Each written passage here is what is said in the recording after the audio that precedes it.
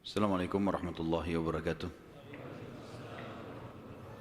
Alhamdulillah, selalu kita memuji Allah subhanahu wa ta'ala, zat yang paling pantas untuk dipuji, dicintai, dihormati dan ditunduki.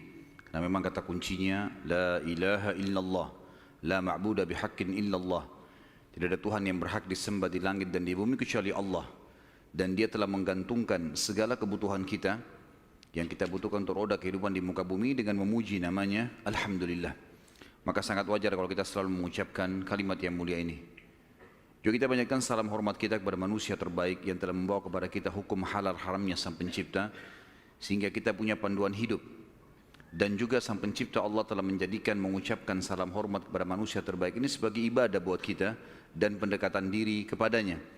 Juga dari sisi yang lain Sang Pencipta Allah bersama malaikatnya mengucapkan salam hormat kepada manusia terbaik ini. Maka sangat wajar kalau kita selalu mengucapkan salawat dan taslim kepada Nabi besar Muhammad sallallahu alaihi wasallam. Setelah panjang lebar kita jelaskan masuk Yahudi ke Jazirah Arab, Nasrani, bagaimana juga kekuatan dari Najasyi Afrika masuk ke Yaman, bagaimana Yaman dikuasai oleh Persia, kemudian bagaimana akhirnya wilayah Yaman masuk Islam. Kita akan masuk sekarang lebih dalam lagi membahas tentang kelahiran Nabi Sallallahu Alaihi Wasallam. Kita akan masuk mengerucutkan bahasan ke Mekah. Bahasan ini tentu akan saya mulai dari seorang tokoh Mekah bernama Qusay bin Kilab. Qusay bin Kilab. Qusay bin Kilab ini adalah salah satu keturunan dari Fikhir. Dan Fikhir adalah nama lainnya Quraisy. Jadi Quraisy itu julukan, karena si Fikhir ini seperti saya jelaskan tadi siang, kalau seseorang di negeri Arab atau suku Arab itu memiliki kelebihan fisik, kepintaran, kekayaan, keturunan, maka dinisbatkan suku padanya. Kebetulan dari turunan Ismail alaihissalam di Mekah dan turunan suku Jurhum, ada satu orang yang sangat menonjol bernama Fikhir, dan Fikhir ini karena dia menonjol maka diberikanlah nama lainnya Quraisy. Dinisbatkanlah suku Mekah namanya Quraisy. Salah satu turunan Fikhir ini yang merupakan turunan Ismail alaihissalam dan turunan suku Jurhum adalah Qusay bin Kilab. Kalau teman-teman masih ingat, di pertemuan kita pada bulan yang lalu saya pernah menekankan tentang kisah Mekah awalnya dihuni oleh suku Jurhum yang hijrah dari Yaman, kemudian tinggal bersama Hajar dan Ismail alaihissalam. Berjalan bertahun-tahun sampai Ibrahim dan Ismail alaihissalam meninggal dunia, datang satu suku Arab yang ingin merebut Mekah dan berhasil, namanya suku Khuza'ah. Masih ingat ya? Tidak ada suara, senyap, berarti memang lupa semua. Jadi suku Khuza'ah ini datang merebut, dan salah satu pimpinan Khuza'ah Amr bin Luhai yang memasukkan patung di Jazirah Arab di Mekah, gitu kan. Suku Khuza'ah ini berkuasa di Mekah sampai 500 tahun. Dan pada saat Jurhum dikalahkan oleh Khuza'ah, suku Jurhum sempat menimbun air Zam-Zam. Jadi 500 tahun mereka memimpin di Mekah, nggak ada sama sekali air. Kita bahas sekarang tentang keadaan satu orang tokoh ini, karena kalau panjang kita ceritakan panjang lebar Mekah ini cukup panjang, tokoh-tokohnya banyak, tapi saya ingin mengerucutkan ke Qusay bin Kilab. Qusay bin Kilab ini salah satu turunan Jurhum dan turunan Ismail alaihissalam. Dia sempat berpikir, bagaimana bisa ini setelah 500 tahun ya? Bagaimana bisa Mekah ini yang tadinya dikuasai oleh suku dia Jurhum dan juga kakeknya Ismail alaihissalam direbut oleh Khuza'ah. Walaupun di Mekah itu suku Khuza'ah sama suku Jurhum sudah berbaur ya, karena sudah terlalu lama ratusan tahun, akhirnya mereka berbaur satu sama yang lain, tetapi tetap kekuasaan kerajaan di bawah kekuasaan Khuza'ah. Qusay bin Kilab lalu memperbaiki keadaan ekonominya. Dia berbisnis, dia berdagang, sampai Allah membukakan kekayaan yang sangat banyak. Pada saat itu teman-teman sekalian, Raja Mekah dari suku Khuza'ah bernama Hulail. Hulail ini memiliki seorang anak wanita, anak tertuanya, terkenal dengan kecantikannya, anak raja. Qusay bin Kilab datang dan melamar. Dan pada saat itu, dia orang kaya raya, dia punya kedudukan, dihormati di Mekah. Oleh Hulail diterima lamarannya. Selama ini, kalau suku Jurhum mau melamar suku Khuza'ah selalu ditolak umumnya. Karena memang ada persaingan dari dulu gitu kan. Mereka berbaur saling transaksi, kalau berdagang, bertetangga. Tapi pernikahan tidak. Pertama kalinya dari suku Jurhum diterima lamarannya. Itu adalah Qusay bin Kilab. Oleh Hulail, kepala suku sekaligus raja, kepala suku Khuza'ah sekaligus raja Mekah. Pada saat dia menikah dengan anaknya Hulail, Qusay ini menunjukkan yang terbaik, ya. Dia patuh, dia bantu mertuanya dan seterusnya, sampai mertuanya meninggal. Waktu mertuanya meninggal, Qusay menjalankan misinya. Dia lalu mengiklankan dan menobatkan diri menjadi raja Mekah pengganti mertuanya. Orang-orang yang dari suku Khuza'ah menolak. Bagaimana bisa kau jadi raja? Raja jelas dari Khuza'ah. Kamu dari Jurhum, enggak boleh gitu.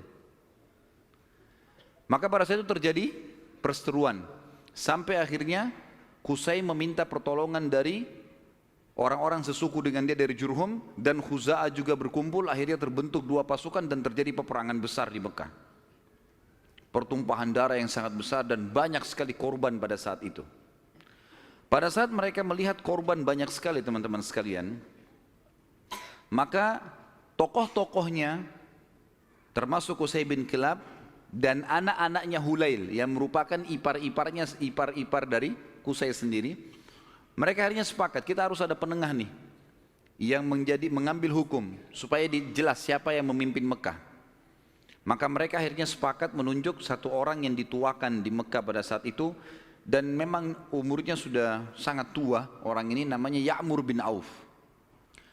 Ya'mur bin Auf, dia ditunjuk oleh orang-orang Quraisy dari Jurhum dan juga ditunjuk oleh orang-orang Khuza'ah, nunjuk, dan diambillah sumpah atas nama Allah, apapun keputusan Ya'mur harus diterima. Baiklah, Ya'mur pada saat itu umurnya 120 tahun, orang yang sangat tua dan dituakan sekali, dihormati. Datang lalu mendudukkan Qusay dan anak-anaknya Hulail. Lalu mulailah ditanya oleh Ya'mur, wahai Qusay, apa alasan anda membentuk pasukan mau merebut Mekah dari keturunan mertua anda ini, apa sebabnya? Maka Qusay mengatakan, semua kita ini tahu kisah Mekah ini berawal dari kakek saya yang bernama Ismail, dan Ismail seorang nabi. Ismail menikahi suku Jurhum, anak kepala suku Jurhum, dan itu turunan kami. Kami yang membentuk komunitas di Mekah, kami yang membentuk ekonominya, kami yang membangun Ka'bah, kami yang semuanya disebutkan. Sementara Qusay menyebutkan ini, anak-anaknya Hulail dari suku Khuza'ah nggak bisa ngomong apa-apa, karena memang semuanya betul. Memang tidak ada. Khuza'ah ditanya, lalu kalian punya apa? Enggak ada. Tidak ada andilnya di Mekah. Cuma datang pasukan dari luar menyerang Mekah, kemudian langsung menguasai. Enggak ada andil sama sekali. Tiba-tiba pada saat itu Ya'mur mengambil sebuah keputusan, mengatakan keputusan yang mutlak, seluruh Mekah, kerajaannya, kekuasaannya, pengurusan jemaah hajinya, pengurusan Ka'bahnya, ya, semuanya untuk Qusay bin Kilab. Maka dengan keputusan ini teman-teman sekalian, Qusay bin Kilab menjadi Raja Mekah. Menjadi Raja Mekah. Dan pada saat itulah kerajaan yang sudah hilang 500 tahun dari keturunan Jurhum kembali. Pada saat itu Qusay melakukan banyak sekali perkembangan di Mekah, diantaranya dia membangun sebuah tempat namanya Darun Nadwa. Darun Nadwa ini oleh Qusay dibuat sangat luas, sangat besar, sebuah auditorium kalau kita sekarang sangat luas gitu kan. Tapi belum ada buku sejarah yang menyebutkan seberapa luas, seberapa dia menampung manusia. Tapi dari buku-buku sejarah disebutkan Darun Nadwa pada saat itu multifungsi. Dilakukan apa saja di situ. Pertemuan orang-orang Mekah, pertemuan tokoh-tokoh Mekah, sampai Qusay bin Kilab melarang siapapun orang Mekah menikah kecuali di Darun Nadwa. Harus di Darun Nadwa. Kalau anak bayi baru lahir, bawa ke Darun Nadwa. Pokoknya Darun Nadwa ini menjadi simbolnya Mekah. Termasuk juga pada saat orang-orang Quraisy ingin memerangi Nabi SAW, nanti kita akan pelajari pada saat beliau mau hijrah pun ke Madinah atau mau dibunuh, itu mereka kumpulnya di Darun Nadwa ini. Qusay bin Kilab pada saat sudah mulai tua teman-teman sekalian, dia memperhatikan di antara anak-anaknya, anaknya banyak sekali. Tapi ada dua orang yang menonjol, artinya anak pertama bernama Abduddar dan anak kedua bernama Abdul Manaf. Sudah hafal belum? Ngangguk-ngangguk saja. Allahu a'lam. Faham atau enggak tahu. Abduddar dan Abdul Manaf. Abduddar anak pertamanya si Qusay. Abdul Manaf anak kesekian. Saya tidak temukan anak keberapa, tapi Abduddar karena anak pertama biasanya kalau dinisbatkan nama seseorang adalah nama anak pertamanya. Jadi Qusay ini dipanggil Abu Abduddar gitu. Tapi Abduddar ini orangnya lemah secara fisik. Dia nggak punya keterampilan, nggak punya kepintaran, sehingga tidak punya kedudukan di tengah-tengah masyarakat. Sementara adik-adiknya semua, terutama Abdul Manaf, menonjol sekali. Punya suara, berdagang, majulah gitu. Maka Qusay ingin anaknya ini, Abduddar, punya kedudukan. Apa yang dia lakukan? Pada saat dia mau meninggal, dia tulis sebuah keputusan surat, kalau saya meninggal, semua kerajaan, semua pengurusan Ka'bah, jemaah haji, itu di tangan Abduddar. Waktu Qusay meninggal dunia, surat dibuka, ditemukan tertulis seperti itu, maka semua anak-anaknya patuh. Keputusan raja. Abduddar akhirnya menjadi raja. Berjalan waktu teman-teman sekalian, Abduddar wafat. Pada saat wafat, keturunan Abduddar mau melanjutkan kerajaan ayahnya, tapi turunan Abdul Manaf tidak setuju, nggak bisa. Abduddar ini, paman kami dulu ini, ayah kalian, itu dipilih oleh kakek kita semuanya, Qusay, karena dia nggak punya kedudukan dan kemuliaan. Sudah dikasih dan sudah berhasil, sekarang nggak bisa kembali kepada kalian. Harusnya ini dibagi rata. Sampai mereka pada saat itu hampir perang satu sama yang lain. Sama lagi. Dicarilah hakim di antara mereka dan akhirnya kesimpulannya dibagi. Pembagian ini teman-teman sekalian adalah dibagi Abduddar khusus mengurus keturunan Abduddar, khusus mengurus semua yang berurusan dengan jemaah haji. Sementara Abduddar mengambil alih pengurusan Ka'bah dan Darun Nadwa. Sementara Abdul Manaf mengurus jemaah haji. Dibagi dua. Kita akan sedikit sisipkan di sini teman-teman sekalian kisah tentang Darun Nadwa ini yang tadi dibuat. Kita tinggalkan dulu sebentar tadi sampai ke masalah sudah pembagian Mekah. Abduddar mengurus Ka'bah dan juga Darun Nadwa. Haji itu Abdul Manaf, ya. Jadi haji ini maksudnya mengurus jemaah haji, kasih minum, kasih makan. Mereka dulu sukanya begitu. Dan mereka ini terkenal dengan dermawannya. Tidak boleh jemaah haji beli makanan, beli minuman, dikasih semua gratis. Seperti itulah. Darun Nadwa ini punya kisah unik sedikit. Saya khawatir lupa, maka saya sisipkan di sini. Darun Nadwa tadi yang dibuat oleh Qusay bin Kilab dan menjadi simbol Mekah. Kisahnya sangat unik teman-teman, kisah pembeliannya dan penjualannya. Jadi ada satu orang nanti jadi sahabat Nabi namanya Hakim bin Huzam radhiyallahu anhu. Sebelum masuk Islam, Hakim bin Huzam ini suka mabuk. Masih di Mekah di masa jahiliyah. Dia bersahabat dekat dengan pemegang kuncinya Darun Nadwa.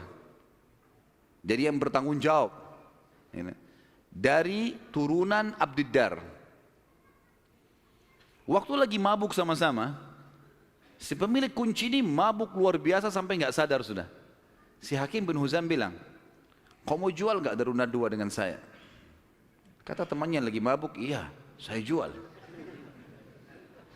Berapa harganya? Kata si mabuk ini bilang, dengan sekendi khamr. Kasih saya sekendi khamr, ambil Darun Nadwa.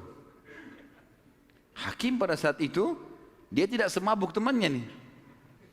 Dia lalu mungkin panggil saksi-saksi segala macam, dikasih satu kendi khamr. Darun Nadwa ini dijual oleh turunan Abdiddar. Karena sudah ada saksi, ada terang saksi, maka selesai. Akhirnya keturunan Abdiddar kehilangan Darun Nadwa gara-gara transaksi ini tadi. Ini Darun Nadwa teman-teman sekalian terus di tangan Hakim bin Huzam sampai beliau masuk Islam. Nabi SAW biarkan saja. Di zaman Abu Bakar dia masih hidup, zaman Umar, zaman Uthman, zaman Ali, sampai di zaman kekhilafaannya Muawiyah radhiyallahu anhu majma'in, dinasti Umayyah yang pertama berdiri. Muawiyah anaknya Abu Sufyan. Abu Sufyan dulu tokoh Mekah kan gitu. Radhiyallahu anhu majma'in, kan Abu Sufyan juga sempat masuk Islam di pembebasan kota Mekah. Maka pada saat itu Hakim bin Huzam di zaman Muawiyah menjual Darun Nadwa. Dijual sama dia dengan harga 100.000 dinar. Mahal sebenarnya. Tapi Darun Nadwa ini kedudukannya besar di Quraisy. Muawiyah bilang, menghardik dia, hai Hakim, ngapain kau jual Darun Nadwa dengan harga 100.000 dinar? Itu bisa tidak ada nilainya. Peninggalan dari Qusay bin Kilab, gitu kan? Raja pertama Mekah setelah 500 tahun ditinggalkan oleh Jurhum, gitu. Maka kata Hakim radhiyallahu anhu, wahai Amir Mu'minin, sekarang kita sudah Muslim. Penilaian mulia dan bukan mulia itu bukan dari peninggalannya Qusay bin Kilab, tapi kita pengikut Nabi Muhammad SAW. Dan saya dulu demi Allah membelinya dengan sekendi khamr. Sekarang 100.000 dinar banyak sekali. Dan Anda menjadi saksi bersama dengan seluruh muslimin yang ada di sini, kalau 100.000 dinar ini saya sedekahkan di jalan Allah. Kisahnya begitu. Jadi kisah Darun Nadwa, karena tadi kita sempat singgung, ada proses pembelian lepas dari tangan keturunan Abdiddar dan bagaimana proses penjualannya setelah itu. Tentu sekarang sudah tidak ada semuanya ini, tapi ini kisah pada saat itu. Baik, kita kembali teman-teman sekalian ke kisah kita. Abdul Manaf, tadi kan Abdiddar sama Abdul Manaf. Sekarang Abdiddar sudah kita sebutkan, diantaranya mereka menguasai Ka'bah dan Darun Nadwa. Darun Nadwa sudah dijual, tinggal Ka'bah, perawatan Ka'bah, kiswahnya segala macam urusan mereka. Abdul Manaf bertanggung jawab tentang jemaah haji, kan itu. Abdul Manaf ini teman-teman sekalian punya seorang anak bernama Hashim. Hashim ini punya anak bernama Syaibah. Garis bawahi nama Syaibah ini. Tadi sudah makan siang belum ini? Banyak nama yang harus dihafal nih. Kita kerucutkan bahasan tentang Abdul Manaf punya anak namanya Hashim. Hashim punya anak Syaibah. Garis bawahi Syaibah ini. Kita akan bahas Syaibah ini.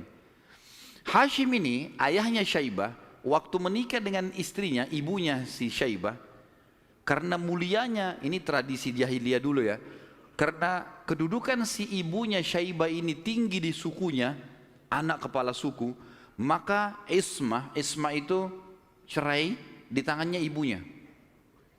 Ibunya bisa menceraikan suaminya, hukum dulu. Berjalan waktu, meninggal Hashim. Syaibah ini ikut sama ibunya ke perkampungan ibunya. Ada satu ya, anaknya atau saudaranya Hashim ya. Saudaranya Hashim ini, jadi Abdul Manaf punya beberapa anak, diantaranya Hashim yang punya anak Syaibah, ada juga anaknya yang lain bernama Muttalib. Anaknya si Abdul Manaf ini. Muttalib ini namanya orang, ya. Muttalib ini datang ke perkampungan Syaibah, ibunya Syaibah tadi, lalu dia berkata kepada ibunya, Ini ayahnya Hashim sudah meninggal, tapi anak ini keturunan Qusay bin Kilab. Ini turunan raja di Mekah. Jangan ditinggalkan di kampung sini. Ikut ke Mekah dengan saya. Siapa tahu nanti dia punya kedudukan di Mekah. Kata ibunya nggak bisa, ikut sama saya. Akhirnya kena cekcok nih, tanda kutip di sini. Maka ibunya Syaibah bilang, ini kita suruh pilih aja dia. Si Syaibah ini mau ikut siapa? Nanti kalau saya sebutin julukannya Syaibah ini baru antum bilang, oh iya itu orangnya. Kata si ibunya, pilih aja, Syaibah suruh milih. Dia mau tinggal sama saya di sini atau ikut sama anda ke Mekah? Lalu Muttalib tanya di depan ibunya, hai Syaibah, ikut sama saya ke Mekah atau kamu tinggal sama ibumu? Kata Syaibah, saya ikut sama paman saya, ikut ke Mekah. Maka pergilah ke Mekah. Waktu itu Muttalib ini naik unta, dia membonceng di belakangnya Syaibah. Muttalib ini teman-teman dikenal di Mekah suka beli budak, ya. Maka waktu setiap hari dia datang masuk Mekah bawa budak baru. Waktu Syaibah dibonceng oleh pamannya Muttalib ini, orang-orang Mekah kira si Muttalib beli budak baru. Maka mereka bilang, Muttalib baru beli budak, di belakangnya Abdul Muttalib. Berarti hambanya si Muttalib nih. Sudah tahu nama Syaibah siapa? Yang antum kenalkan selama ini Abdul Muttalib. Namanya dia Syaibah. Jelas? Baik. 3 orang yang jawab, nggak apa-apa lah. Nasib, saya sudah teriak-teriak tapi Abdul Muttalib berarti namanya Syaibah. Jadi Abdul Muttalib bukan Muttalib nama Allah ya. Ini nggak ada dalam Asmaul Husna gitu.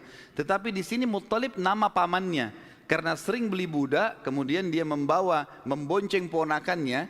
Orang-orang Mekah kira ini adalah budak baru, maka dibilang Abdul Muttalib, hambanya Muttalib. Tapi karena itu sudah menjadi buah bibir di Mekah, akhirnya terkenal dengan Abdul Muttalib. Baik, Abdul Muttalib ini yang tentu kita sudah tahu adalah kakek Nabi SAW. Kita masuk mengerucutkan bahasan sekarang ke Abdul Muttalib nih, si Syaibah. Kita sudah kerucutkan bahasan dari Abdul Manaf. Ada anaknya Hashim, Hashim punya anak Syaibah. Syaibah ini Abdul Muttalib. Kita harus kerucutkan begitu supaya nanti ngerucut ke Nabi SAW. Karena kalau melebar akan jalur nasab Quraisy banyak sekali. Abdul Muttalib ini pada saat dia masuk ke Mekah, kemudian dia menikah, Allah karuniakan dia 1 orang anak. Anaknya diberi nama Harith, 1 anak dikasih. Waktu Harith sudah mulai bujang, mencapai umur sekitar 17 tahun. Abdul Muttalib ini Syaibah mimpi malam-malam. Dia mendengar suara dalam mimpinya, ihfirit tiba.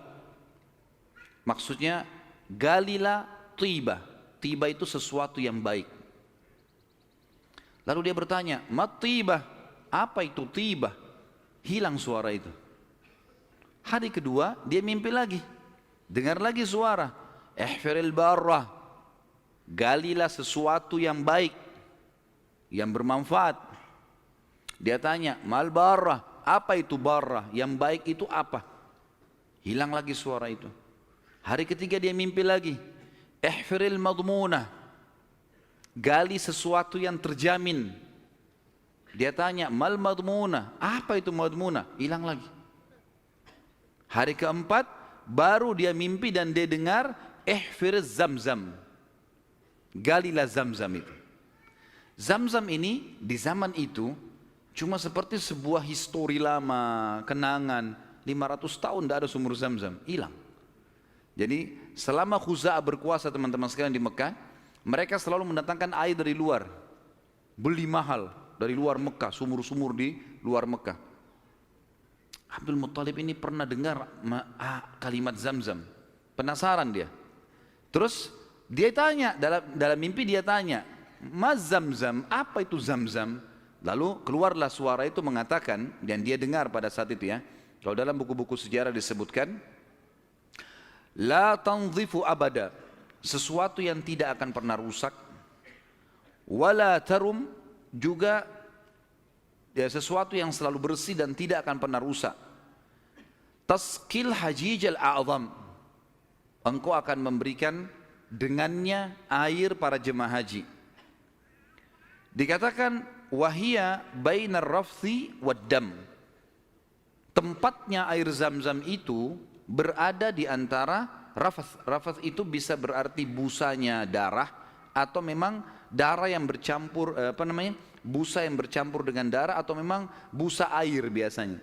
Jadi dikatakan sini ciri-cirinya adalah tempat zam-zam itu ada darah yang bercampur dengan rafath, dengan busa, kemudian bercampur sama tanah.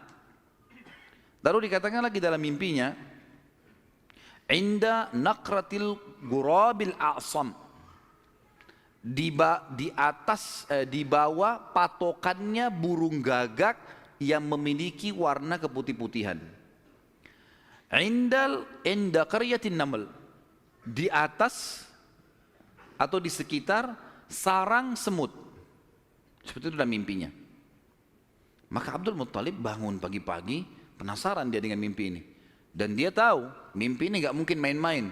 3 hari, 4 hari berturut-turut, kemudian dia disuruh gali, dia bawa cangkulnya, datang di sekitar Ka'bah. Dia cuma tebak saja kemungkinan dekat Ka'bah nih, karena tidak ada tempat yang lebih agung di Mekah daripada Ka'bah. Dia datang dekat Ka'bah. Dan kalau masih ingat dulu pada pertemuan kita di bulan yang lalu, ada penjelasan tentang 2 patung yang disembah di Mekah, Isaf dan siapa yang ingat? Kalau lupa saya nggak datang lagi Balikpapan. Isaf dan Nailah. Isaf kan nama laki-laki, Nailah nama perempuan, yang dulu mereka saling suka, akhirnya mereka berzina depan Ka'bah dan dikutuk menjadi patung. Kan dulu waktu sebelum Amr bin Luhai datang ke Mekah, patung Isaf ditaruh di Gunung Safa, patung Nailah ditaruh di Gunung Marwah, untuk peringatan bagi orang-orang. Nih, hati-hati kalau berzina depan Ka'bah dikutuk begini nih, gitu. Tapi oleh Amr bin Luhai yang membawa patung masuk ke Jazirah Arab, dia angkat patung Isaf dan Nailah, dipindahin dekat Ka'bah, disuruh orang Mekah sembah. Tapi orang sudah lupa sejarahnya karena kejadian Isaf dan Nailah dikutuk ini jauh sebelum Amr bin Luhai. Ringkas cerita, di depan Ka'bah antara Hajar Aswad dengan Hijr Ismail itu ada patung Isaf dan Nailah. Ada satu suku Arab teman-teman sekalian datang ke situ antara Isaf dan Nailah nyembeli sapi. Tiba-tiba pada saat Abdul Muttalib lagi duduk, lagi memperhatikan ke arah Ka'bah di antara Isaf dan Nailah, kemudian ada orang nyembeli sapi. Waktu disembeli darahnya ngucur. Darah itu berbusa. Dan karena dia ngucur, jalan sampai berada di sekitar Isaf dan Nailah. Dia kurang lebih jangan dibayangkan ini Ka'bah, ini Hajar Aswad dan ini Hijr Ismail. Isaf dan Nailah itu ditaruh cukup jauh ya, agak berjarak antara Hajar Aswad jauh ke belakang dengan Hijr Ismail juga jauh. Jadi di kiri kanan ya. Tempat itu sangat luas. Jadi jangan difahami tadi ini misalnya Ka'bah kemudian di sini posisinya, tapi agak jauh di kiri kanan.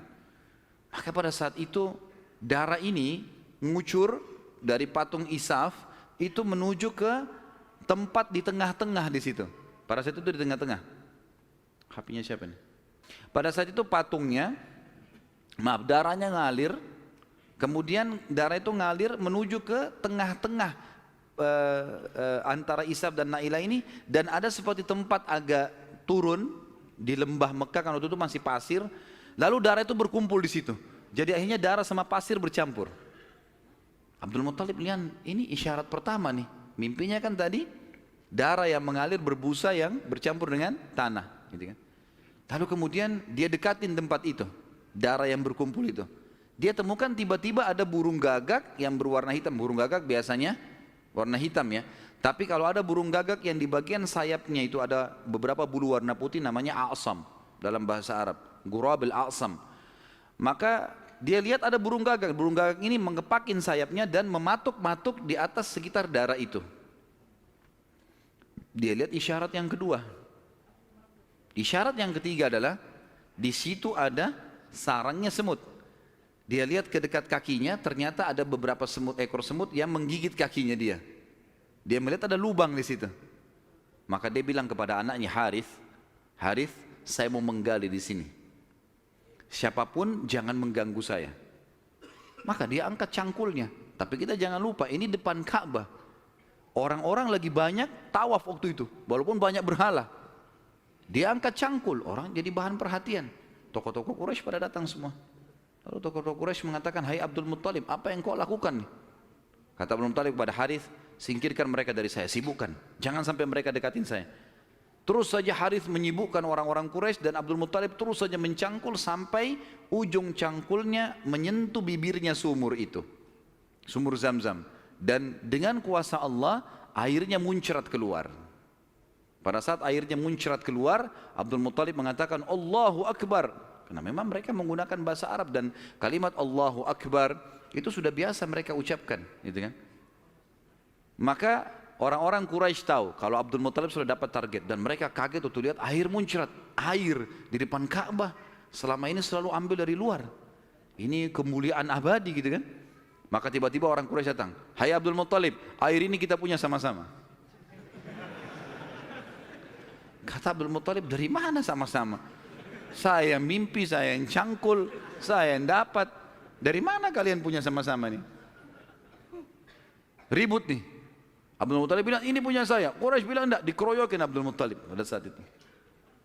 Ribut, akhirnya mereka sepakat panggil hakim lagi. Ini hakimnya nih, cari penengah. Bagaimana caranya supaya ini bisa ditengahi, gitu kan? Insya Allah masalah ditengahi ini kita lanjutkan habis sholat isya.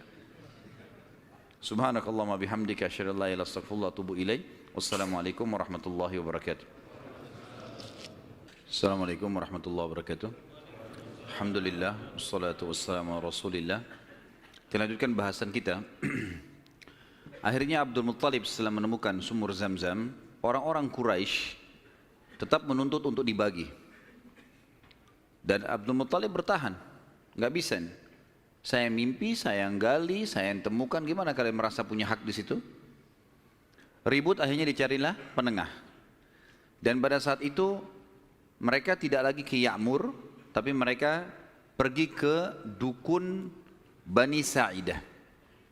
Ada satu dukun wanita di Madinah, waktu itu disegani. Dan memang pada saat itu dukun-dukun ini luar biasa pengaruhnya. Pergilah Abdul Muttalib bersama dengan tokoh-tokoh Quraisy. Saya tidak temukan jumlah mereka berapa orang, tapi yang jelas mereka semuanya pergi ke sana. Tiba di kota Madinah, ternyata dukun tersebut pergi ke Khaybar, wilayah lain. Nanti akan ada bahasan masalah Khaybar, tapi yang jelas pergi ke Khaybar. Abdul Muttalib sepakat dengan teman-temannya, kejar aja tuh, kita ke Khaybar. Antara Madinah sama Khaybar cukup jauh dan ada padang pasir yang luas sekali. Mereka belum pernah ke Khaybar sebelumnya, jadi masih menerka-nerka jalan. Di tengah jalan mereka kehabisan air. Mau balik ke Madinah jaraknya jauh. Mau menuju ke Khaybar belum jelas tujuannya. Air habis.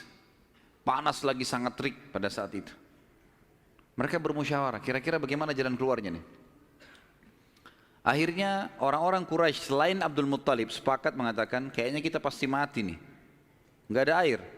Kembali ke Madinah bisa mati tengah jalan, menuju ke Khaybar juga nggak jelas bisa mati tengah jalan. Ya sudahlah, kita pasti mati, lebih baik kita gali kubur saja. Riwayatnya begitu, kisahnya begitu. Gali kubur.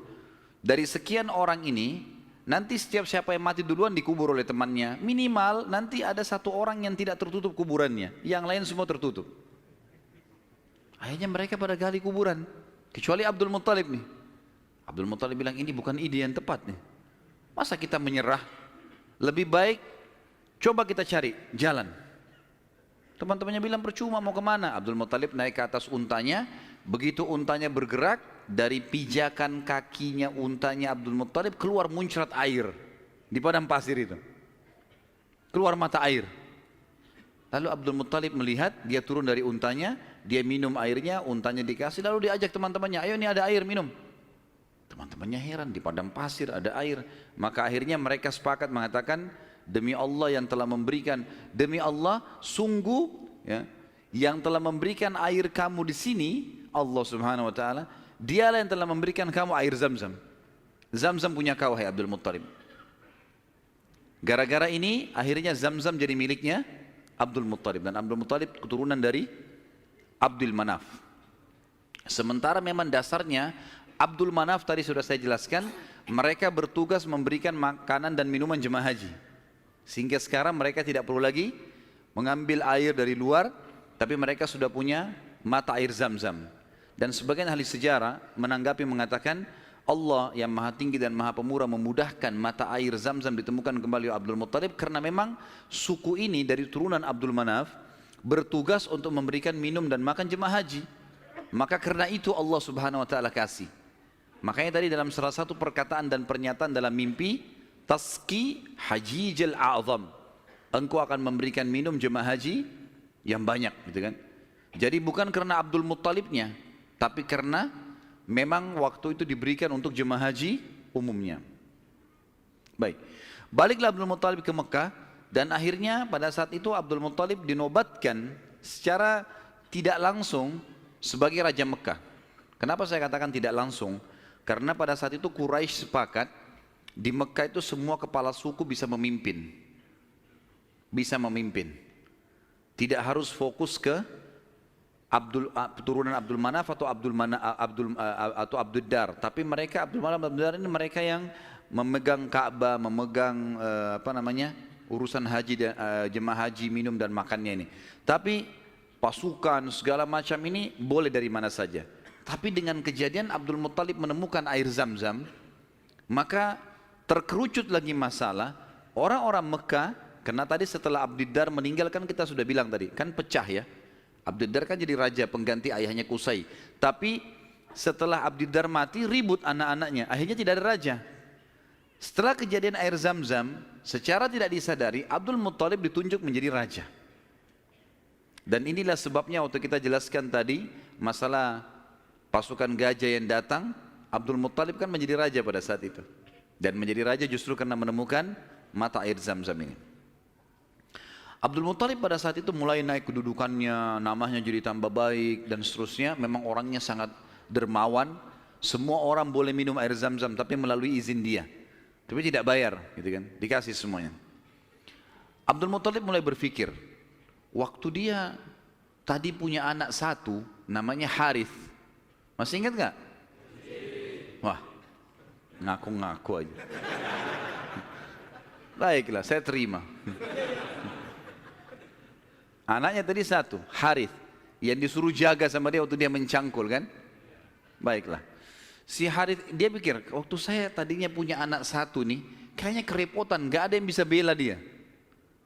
Dan seorang raja, salah satu kebanggaannya kalau punya keturunan banyak.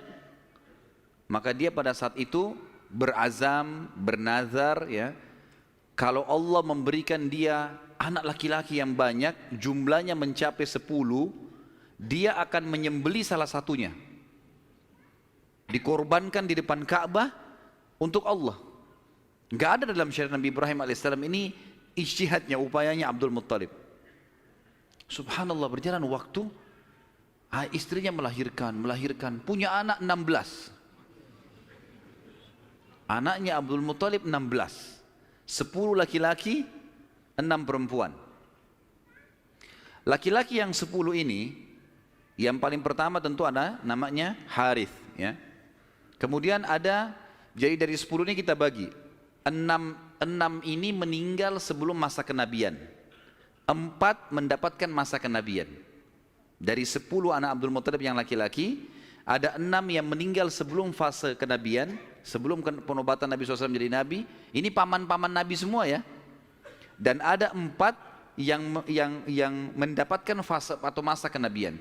6 orang yang tidak dapat masa kenabian ini tentu dimulai dari Harith tadi, anak pertamanya Abdul Muttalib. Kemudian tentu ada beberapa nama ya, saya sebutkan Harith, Dirar, Hijir, Muqaddam, Zubair. Dan yang keenam Abdullah, ayahnya Nabi SAW. Abdullah ini sebenarnya anak paling bungsu dari Abdul Muttalib, anak ke-10. Anak ke-10 dari 10 anak laki-lakinya ya. Maka 6 orang ini meninggal sebelum masa kenabian. Harith, Dirar, Hijir, Muqaddam, Zubair dan Abdullah. Dan ada 4 orang hidup sampai masa kenabian. 2 beriman, 2 kafir. Yang beriman adalah Hamzah dan Abbas radhiyallahu anhum. Ini sempat beriman pada Nabi SAW dan mulia. Hamzah bahkan menjadi pimpinan para syuhada, mati syahid mulia di perang Uhud. Dan Abbas hidup sampai setelah Nabi SAW meninggal pun, sampai di zaman Khilafah Umar. Gitu kan? Kemudian ada dua yang hidup di masa kenabian tapi kafir, enggak beriman. Abu Talib dan Abu Lahab. Ya. Abu Talib ini nama lainnya dia Abdul Manaf. Diambil dari nama kakeknya, tapi terkenal dengan Abu Talib. Abu Lahab julukan namanya Abdul Uzza. Dan kita tahu surah Al-Masad turun pada Abu Lahab ini. Ya. Paman Nabi SAW, benci sekali dengan Nabi, benci dengan dakwah. Nanti akan kita ceritakan kisahnya di pertemuan akan datang. Yang jelas ini 10 orang anak laki-laki Nabi SAW. Kemudian ada 6 orang anak perempuan. Yang pertama Sofiyah. Sofiyah ini ibunya Zubair bin Awam radhiyallahu anhu. Dan Sofiyah nanti akan kita ceritakan kisahnya luar biasa, pemberani perempuan ini. Dan dia mendidik Zubair bin Awam dengan sangat tegas. Jadi kalau dia jalan, dia membawa Zubair, dia latih di tempat gelap, sengaja dia diam. Kalau Zubair nangis ditinggalin, dibiarin.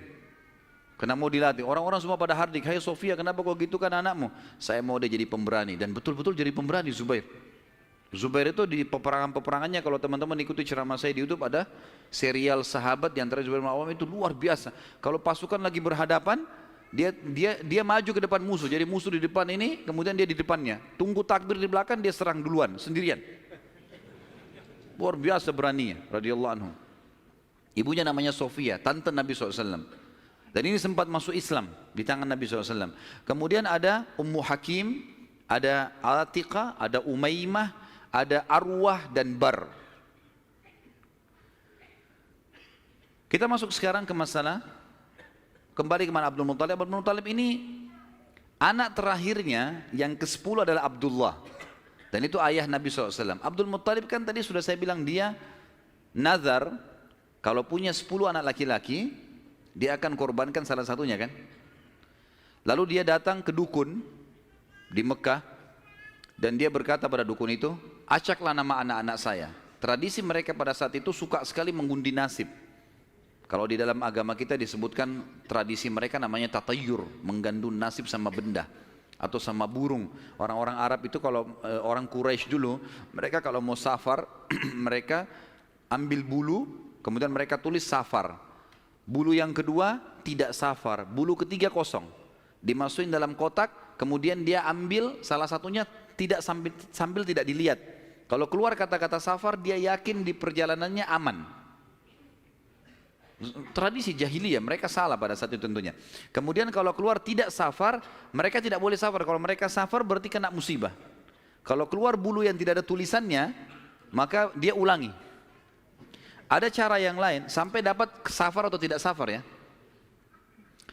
Kalau ada tradisi yang lain adalah kalau mengacak nama, maka mereka menulis nama di batu, lalu batu ini dibalik, kemudian ditaruh lalu diacak, dikeluarkanlah.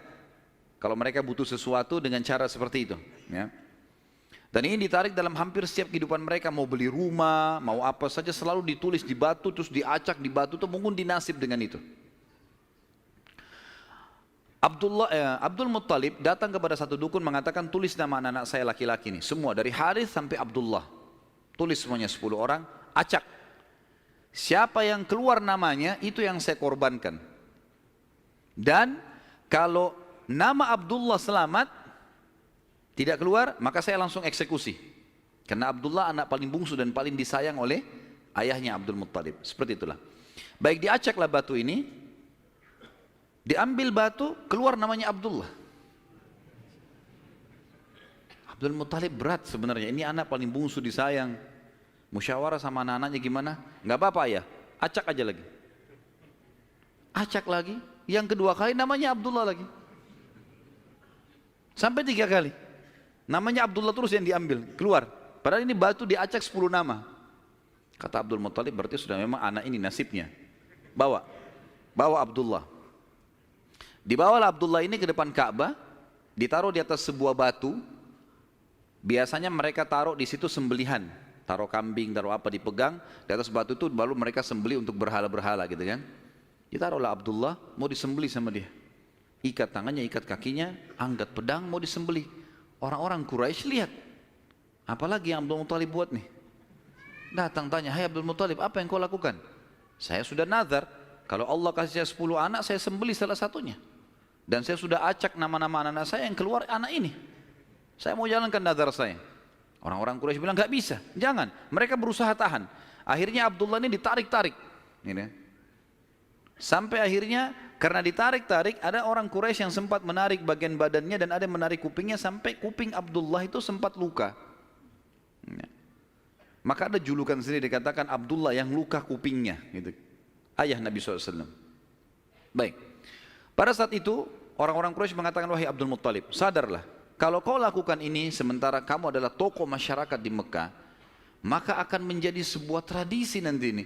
Akhirnya setiap orang punya 10 anak laki-laki, satu disembelih. Dan apa kenikmatannya orang kalau sudah punya anak disembelih gitu? Jangan dilakukan. Mari kita berhukum lagi. Cari hakim. Kembali kepada wanita dukun di Madinah, suku Sa'idah tadi. Yang tadi pada saat pertama mau cari air Zam-Zam, mau miliknya siapa air Zam-Zam, kan mereka ke Madinah. Tapi dukunnya kan pergi ke Khaybar, nggak ketemu. Tidak sempat ketemu, akhirnya dapat air dari telapak kaki untanya Abdul Muttalib. Sekarang enggak, mereka pergi lagi ke sana ke Madinah, ketemu sama dukun itu. Tanya, bagaimana nih? Tentu ini bukan kita sedang mempromosikan dukun, dukun haram dalam agama. Setelah Islam datang enggak ada dukun ini. Kata Nabi SAW, siapa yang datang kepada dukun bertanya saja, bertanya. Terka tangannya, terka apa segala macam, tidak diterima sholatnya 40 hari. Yang datang bertanya percaya kufur kepada apa yang diturunkan kepada Muhammad SAW. Tapi kita sedang merentet histori pada zaman itu ya.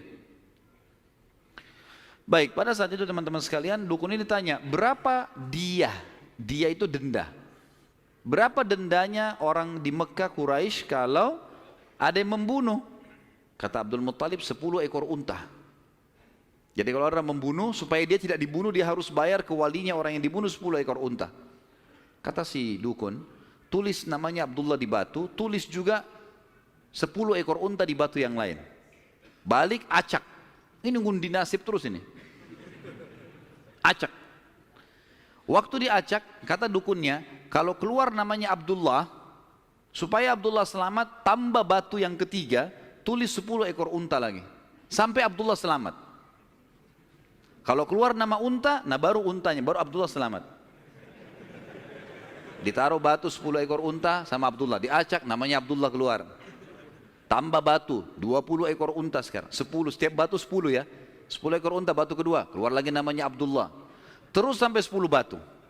Sampai akhirnya ada 10 batu, semuanya tertulis 10 unta, satu namanya Abdullah. Waktu diacak setelah 10, diangkat keluar namanya Abdullah. Dan ini pastilah 10 batu semuanya unta, gitu kan. Semestinya secara rasional gitu ya. Tapi ini pada saat itu keyakinan orang. Abdul Muttalib bilang, saya nggak percaya, saya belum puas nih.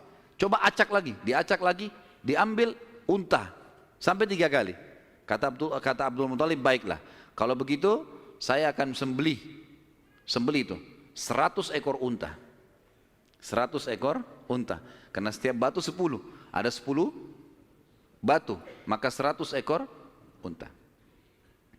Pada saat itu akhirnya dengan kejadian ini Abdullah selamat dari sembelihan atau dikurbankan. Dan Nabi SAW berkata dalam sebuah hadis, Ana ibnu Zabihain, saya keturunan dari 2 orang yang hampir disembelih. Ismail alaihissalam oleh ayahnya Ibrahim dan Abdullah oleh ayahnya Abdul Muttalib.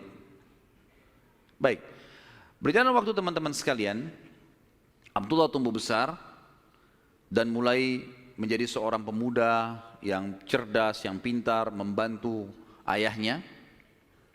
Maka oleh Abdul Muttalib dinikahkan, dan dinikahkan oleh seorang wanita yang bernama Aminah. Dan Aminah dari turunan Abdul Manaf juga, jadi satu jalur, masih sepupu dengan Abdullah.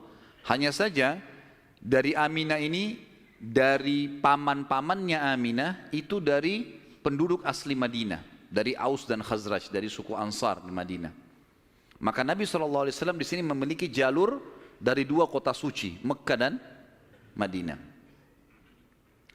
Pada saat sudah selesai melahirkan, baru menikah, beberapa hari kemudian ada tanda-tanda kehamilan di Aminah. Kemudian Aminah pun sempat melihat di dalam mimpinya pada saat akan melahirkan atau pada saat hamil besar, melihat dalam mimpinya ia bermimpi bayi dalam kandungannya ini menyebarkan cahaya, dan cahaya itu menyebar ke seluruh muka bumi. Sebagian athar menyebutkan sampai ke Busra. Busra ini wilayah Irak sana, wilayah Persia gitu. Dan dia juga mimpi mengucapkan dalam mimpinya kalimat u'idzuhu billahil azim min kulli syarrin wa min kulli ainin wa min kulli hasid. Wa min kulli hasid. Tidak ada kata-kata ainnya. Artinya aku berlindung kepada Allah yang Maha Agung untuk bayi ini dari semua keburukan dan iri dengki orang lain. Berjalanlah hamil tersebut. Pada saat berumur beberapa bulan, ada sebagian ahli sejarah menyebutkan sekitar 6 bulan hamilnya Aminah di Nabi SAW dalam kandungan beliau, maka meninggallah Abdullah. Maka Nabi SAW jadi yatim sebelum lahir. Setelah itu Nabi SAW lahir, yang paling banyak dinukil oleh para ahli sejarah 12 Rabiul Awal di tahun gajah. Sudah kita sebutkan tadi, tahun gajah kejadian Ashabul Fil, dan tepatnya 50 hari setelah kejadian gajah itu, penghancuran gajah, 50 harinya disitulah lahir Nabi sallallahu alaihi wasallam. Ada yang perlu kita sebutkan teman-teman sekalian, walaupun sebenarnya menyebutkan ini bukan berarti Nabi SAW membutuhkannya, tidak sama sekali. Nabi SAW jauh lebih mulia daripada tanda-tanda ini. Tapi pada saat beliau lahir, ternukillah di Mekah, di Madinah, beberapa kejadian yang memang ahli sejarah angkat. Yang pertama, kejadian yang unik pada saat Nabi SAW lahir adalah terlihatnya bintang Ahmad namanya. Apa itu bintang Ahmad? Orang-orang Yahudi yang ada di Madinah itu meyakini kalau Nabi terakhir yang mereka tunggu di Madinah keluar itu, kalau dia lahir akan kelihatan bintang yang mereka istilahkan dengan bintang Ahmad, dan mereka mengukir-ngukir bintang itu sesuai dengan keterangan dari Taurat. Seperti itulah pemahamannya pada saat itu. Allahu alam tentang masalah kebenaran masalah bintang ini, tapi yang jelas kebenaran bintang itu bisa dipercaya atau tidak, karena kita dalam Islam tahunya bintang nggak boleh dipercaya gitu kan. Tapi ini pada saat itu dinukil oleh Hassan ibn Thabit radhiyallahu anhu, penyair Nabi SAW. Kebetulan umurnya dia beda 7 tahun dengan Nabi SAW. Beliau mengatakan setelah masuk Islam, setelah Nabi SAW hijrah ke Madinah, beliau mengatakan pada hari Nabi SAW lahir, aku kebetulan berada di salah satu benteng Yahudi, dan naiklah di malam hari kebetulan salah satu pendeta Yahudi lalu teriak dengan suara keras, wahai Yahudi, hai sekalian kaum Yahudi, sungguh telah terlihat pada malam ini bintangnya Ahmad, dan tidak terlihat kecuali pada saat ia lahir. Dan menurut Hassan ibn Thabit radhiyallahu anhu, memang umurnya beda 7 tahun dengan Nabi SAW, dan pada hari itu memang hari kelahiran baginda Nabi SAW. Yang kedua dinukil oleh para ulama tentang masalah kejadian-kejadian unik adalah Nabi SAW pada saat lagi Aminah melahirkan, maka dikatakan melahirkan tanpa ada rasa kesulitan sedikit pun, jadi sangat mudah. Bahkan sebagian athar menyebutkan Aminah tidak dibantu oleh orang. Tiba-tiba Nabi SAW keluar begitu saja. Dan yang ketiga, pada saat lahir, maka Nabi SAW dalam kondisi mengangkat kepalanya ke langit, seakan-akan orang yang sedang berdoa. Yang keempat, Nabi SAW lahir dalam kondisi sudah terkhitan. Sudah terkhitan. Yang kelima, Nabi SAW lahir juga tanpa terbebani lagi dengan sisa tali pusar, udah nggak ada. Lahir sudah terkhitan, ya, lahir sudah tidak ada tali pusarnya. Sampai poin di sini, sampai poin kelima ini, 4 poin ya, karena poin pertama tadi itu kejadian di Madinah. Jadi 4 poin ini, Aminah melahirkan dengan sangat mudah, Nabi SAW seperti berdoa ke langit, kemudian terkhitan, kemudian tali pusarnya sudah terlepas. Maka Abdul Muttalib kakeknya bangga sekali datang, sangat senang pada saat itu. Dia berkata, sungguh pada cucuku atau anakku ini ada perkara besar. Lalu Abdul Muttalib pun membawa bayi Nabi SAW ke Ka'bah saat baru lahir, dan ia yang memberi nama Muhammad. yang memberi nama Muhammad. Baik, ada sedikit rahasia masalah nama Muhammad ini. Perlu teman-teman tahu, nama Muhammad sebelum Nabi Muhammad SAW tidak dikenal oleh orang-orang Arab. Gak ada satupun orang Arab bernama Muhammad pada saat itu, belum ada. Terus dari mana nama ini? Kok Abdul Muttalib bisa berikan nama cucunya? Ada kisahnya. Jauh sebelum lahir Nabi SAW, Abdul Muttalib pernah jalan-jalan ke negeri Syam bersama dengan 3 orang sahabatnya. Yang pertama Sulaiman bin Mujazi', salah satu kepala suku di Mekah. Yang kedua Hulayla bin Hajij. Dan yang ketiga Himran bin Rabi'ah. 3 orang ini bersama Abdul Muttalib, 4 orang ini pergi ke negeri Syam. Pas tiba di negeri Syam, ada salah satu pendeta Nasrani menemui mereka lalu berkata, kalian dari mana? Kata Abdul Muttalib, dari Jazirah Arab. Dari mana tempatnya? Dari kota Mekah. Kata pendeta itu, dari kota kalian nanti akan keluar Nabi terakhir. Dan Nabi terakhir itu bernama Muhammad. Kata Abdul Muttalib, dari mana engkau tahu itu semua? Dia bilang, dari kitab kami. Dalam Injil disebutkan. Namanya Muhammad. Maka keempat orang ini bertekad pada saat itu untuk memberikan nama kalau mereka dikaruniai anak setelah itu atau cucu, Muhammad. Dan dari 4 orang ini pada saat balik ke Mekah, orang yang pertama mendapatkan cucu laki-laki adalah Abdul Muttalib. Itulah Nabi Muhammad SAW. Maka dia pun mengangkat bayi Nabi SAW lalu keliling di dekat Ka'bah lalu mengatakan, anak ini memiliki perkara yang besar, aku memberikan nama Muhammad, aku memberikan nama Muhammad. Terus dia mengucapkan kalimat itu. Kemudian selanjutnya teman-teman sekalian, yang keenam adalah goncangnya istana Kisra di Persia dan rubuhnya 14 teras istananya. Jadi ada teras-terasnya istana itu rubuh semua tanpa sebab, rusak semuanya. Pada saat melihat kejadian tersebut, Kisra sempat khawatir, lalu dia bertanya kepada para peramal-peramalnya lah, dukun-dukunnya segala. Maka mereka pun menjawab, goncangnya istana disebabkan karena hari ini lahir seseorang nabi dan runtuhnya 14 teras ini menandakan terdapat 14 raja Persia, tinggal 14 orang saja. Selebihnya sudah runtuh kerajaan ini. Maka sempat Kisra bilang, 14 raja masih lama. Kalau satu raja punya 1100 tahun umurnya, berarti 1400 tahun. Tapi tanpa disadari oleh Kisra, para ahli sejarah muslim menukil, tanpa membenarkan ramalan ini ya, kita bukan membenarkan, karena ramalan itu semua kalaupun bertepatan karena mereka mencuri, syaitan mencuri berita dari langit, bukan karena mereka tahu, sebagaimana dijelaskan dalam ada hadits Nabi SAW. Dan ternyata setelah Kisra yang pada saat Nabi SAW lahir itu ada, anak-anaknya berselisih pendapat dan dalam waktu 4 tahun saja terjadi penggantian 10 orang Kisra, mati semua, saling membunuh satu sama yang lain. Ya, dan puncaknya yang terakhir adalah yang ke-14 meninggal di zaman Umar radhiyallahu anhu.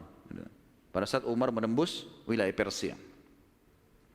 Yang ketujuh, padamnya api sesembahan kaum Majus. Jadi ada api yang disembah di beberapa titik di negeri Persia. Jadi mereka buat api besar dan api itu selalu disembah, tiap hari mereka sembah. Pada saat Nabi SAW lahir, api itu tiba-tiba mati dan mereka berusaha menyalakan, tidak bisa. Selamanya mati. Sampai Persia pada saat itu seluruh Persia yang menyembah api, apinya mati semua, nggak ada. Mereka mau coba nyalakan sampai runtuhnya di zaman Umar bin Khattab, nggak ada api mereka. Nggak bisa lagi mereka nyalakan api untuk disembah ya, nggak bisa lagi mereka nyalakan. Setiap kali di wilayah Persia dinyalakan api mati, padam. Mereka cuma pakai masak, misalnya di situ padam, nggak bisa sama sekali. Yang kedelapan, hanyutnya air sungai Sawa. Sungai Sawa ini teman-teman sama dengan sungai Gangga sekarang di India. Di kultus dianggap ini sungai apalah, keramat lah dan seterusnya, gitu kan. Maka orang-orang Persia meyakini sungai Sawa ini adalah sesuatu yang luar biasa. Kalau ada yang mati mereka bakar lalu mereka lempar debunya di situ, airnya diambil dianggap suci, apalah segala macam. Subhanallah, karena sungai ini selalu ditaruh tumbal segala macam. Waktu Nabi SAW lahir, air sungai ini hilang, nggak ada airnya sama sekali, kering. Sampai sungai Sawa dilupain udah, nggak ada lagi sungai. Namanya memang sungai Sawa.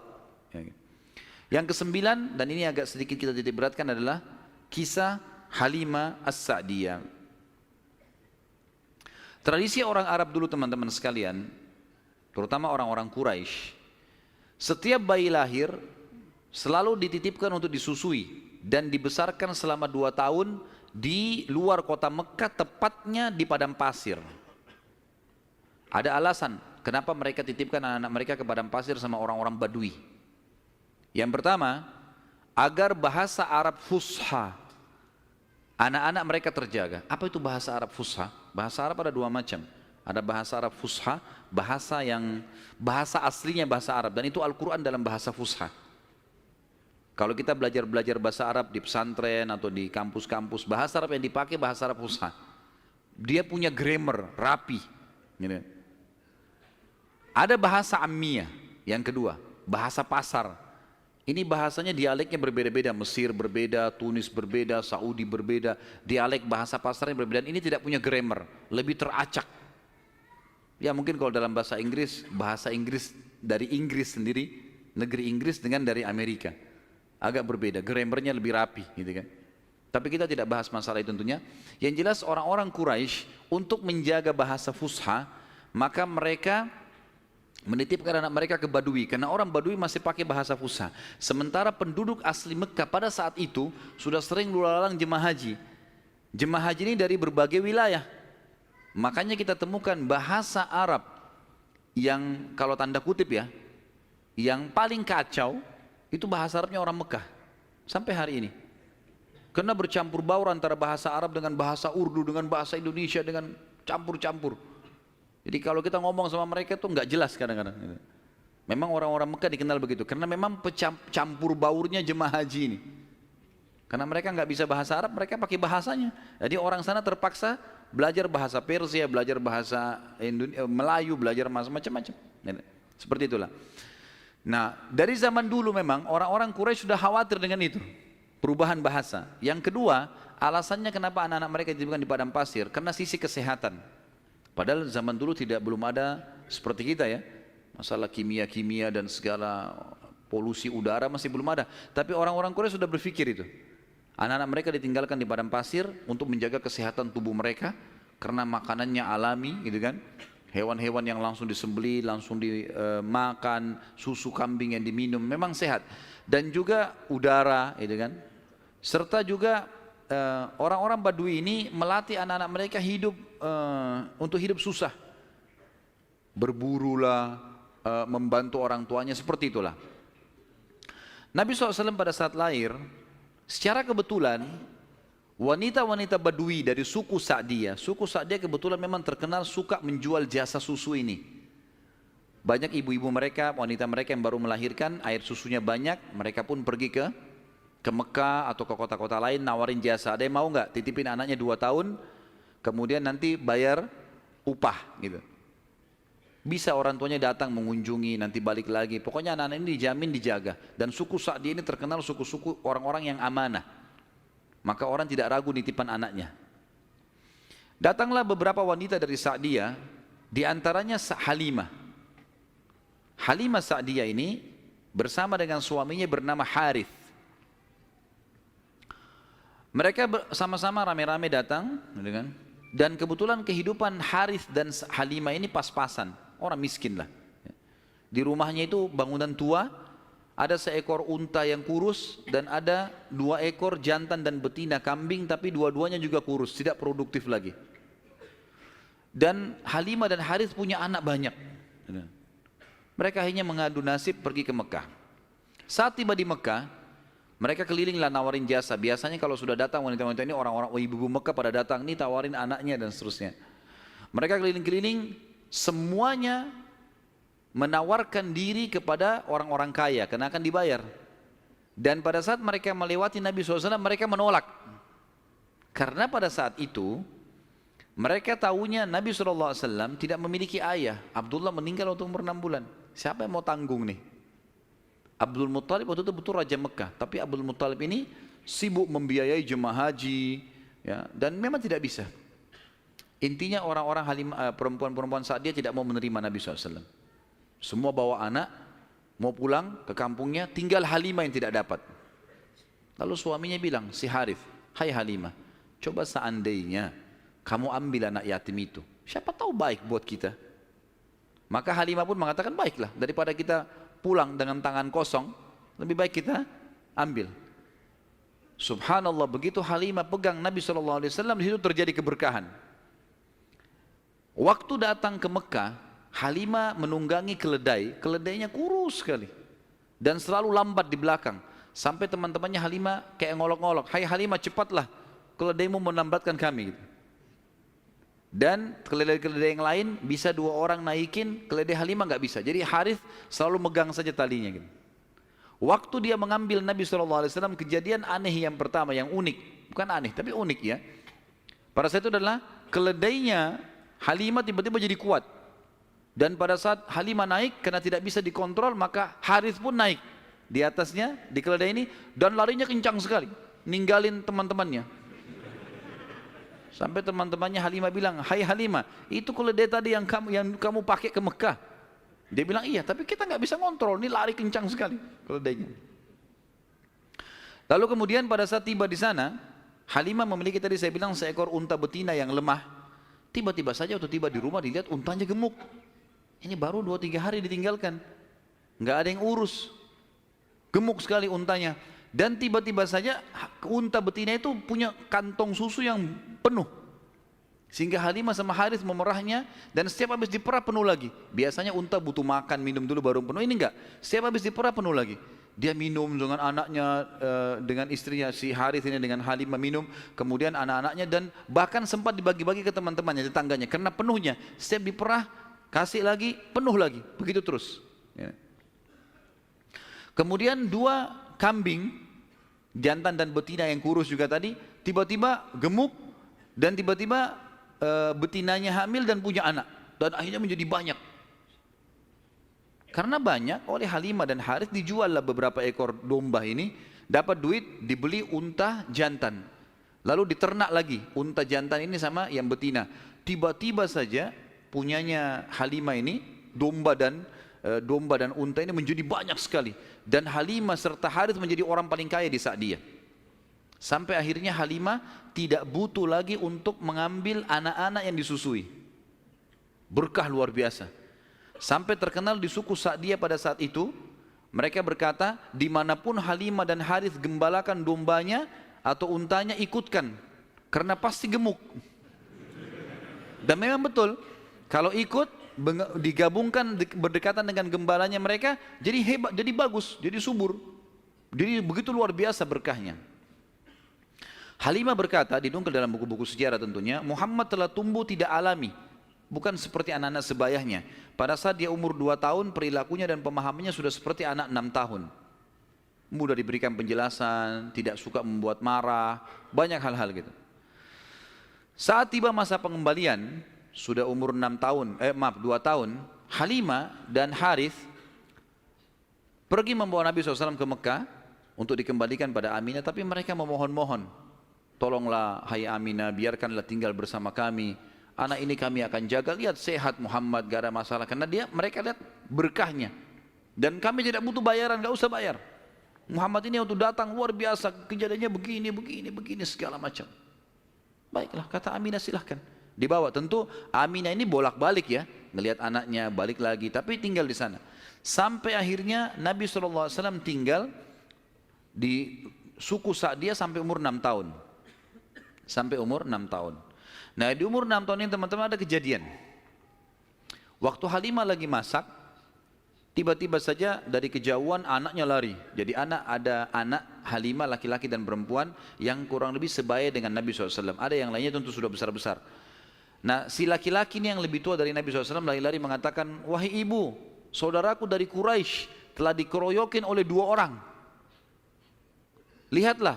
Maka Halimah ketakutan, keluar dari rumahnya, minta anaknya mana, tunjukin tempatnya, ditunjukin tempatnya. Begitu dilihat, ternyata Nabi SAW memang tergeletak di tanah. Lalu Halimah nanya, "Hai Muhammad, apa yang terjadi dengan kau?" Dalam riwayat-riwayat Bukhari itu banyak disebutkan ya, bahwasanya Nabi SAW mengatakan, ya, pada saat itu telah datang kepadaku 2 orang laki-laki yang menjatuhkanku ke tanah, kemudian membelah dadahku dan mengeluarkan sesuatu yang hitam darinya. Lalu kemudian menutupnya kembali. Nabi SAW dengan polos jawabnya gitu. Maka Halimah pun membuka baju Nabi SAW dan menemukan memang ada bekas jahitan. Karena ketakutan, Akhirnya Halimah bersama Harith membawa pulang Nabi SAW ke Mekah. Hai Aminah, ini anakmu, ini masih sehat, ya, utuh, nggak ada apa-apa, ambillah kembali. Aminah kaget, kenapa kalian kembalikan? Dulu kalian yang ngotot mau tahan, kenapa sekarang memohon supaya diambil kembali? Kenapa? Akhirnya kena terdesak, mereka bilang, ada kejadian begini dan begitu. Lalu Aminah mengatakan, apakah kalian mengira bahwasanya anakku ini diganggu oleh syaitan? Tidak mungkin. Karena pada saat aku sedang hamil, aku mimpi ada kalimat yang aku ucapkan, u'idzuhu billahil azim min kulli syarrin wa ainin hasid. Aku berlindung kepada Allah untuk bayi ini dari semua keburukan dan iri dengkinya orang lain. Tapi Halimah dan Harith sudah ketakutan, dikembalikanlah Nabi SAW di umur 6 tahun itu. Di umur 6 tahun ini dia kembali ke pangkuan, Nabi SAW kembali ke pangkuan ibunya Aminah. Tepatnya beberapa bulan setelah kembali, Aminah mengajak Nabi SAW mengunjungi paman-pamannya Aminah di Madinah. Ya, Nabi SAW umur 6 tahun sudah ke Madinah, gitu kan? Tinggal beberapa hari pada saat pulang menuju ke Mekah, tepatnya di wilayah namanya Rabwah. Rabwah sekarang masih ada wilayah itu tentunya. Mungkin kalau tidak salah sekitar 80 sampai 100 km lah dari kota Mekah, kalau saya tidak salah tentunya. Ya. Itu Aminah sakit keras dan meninggal di tempat itu dan dikubur di situ. Lalu Nabi SAW dibawa pulang ke Mekah oleh pembantunya Aminah dan diserahkan kepada kakeknya Abdul Muttalib. Dan Abdul Muttalib ini memelihara Nabi SAW dari umur 6 tahun sampai 8 tahun, 2 tahun. Di sini Nabi SAW belajar banyak sekali dari Abdul Muttalib, belajar kepemimpinan. Karena Abdul Muttalib ini pemimpin pada saat itu. Nabi SAW selalu di mana kakeknya, di situ dia. Terutama di majlis di Darun Nadwah. Setiap kali duduk, selalu dilihat bagaimana dipecahin masalah.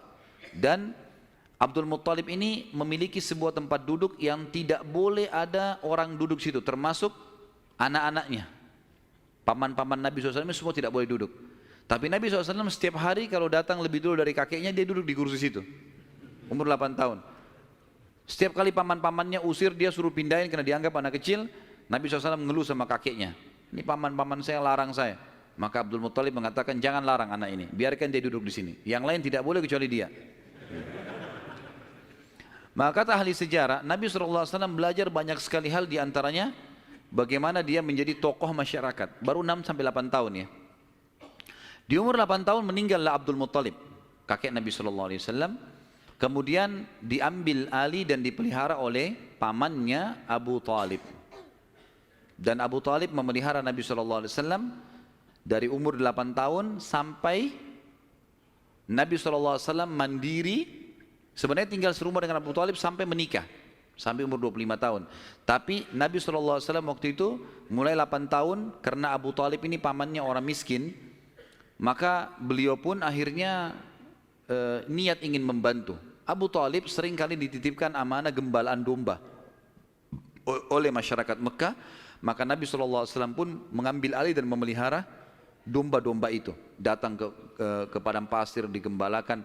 Dan ini teman-teman sekalian perlu digarisbawahi, memang semua nabi-nabi dengan hikmah Allah memang dibuat atau di awal-awal umur mereka sebelum dinobatkan jadi nabi mengembala domba. Kata Nabi SAW, tidak ada seorang nabi pun kecuali menjadi pengembala domba sebelum masa penobatan. Sebagian ulama tentu membahas masalah domba ini karena domba-domba ini hewan-hewan yang lembut, kalau mereka makan mereka tidak rebutan, artinya mereka mengelompok di padang pasir. Dan pada saat lagi nunggu gembala, orang pengembala ini bisa bertafakur, melihat langit luas, menunggu berjam-jam. Jadi itu juga ada di antara hikmahnya. Nabi SAW ini mengembala teman-teman sekalian dari umur 8 tahun sampai umur 21 tahun. Mengembala domba. Ya. Ini umur di mana Nabi SAW pada saat itu mengembala atau menjaga gembalaan ini. Tentu di atas umur 21 tahun, baginda Nabi SAW sudah mulai terjun ke bisnis.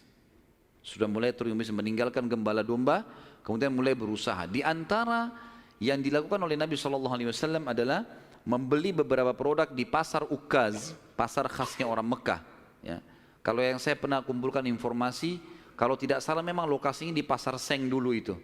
Tapi sekarang pasar sini juga sudah dihancurin ya.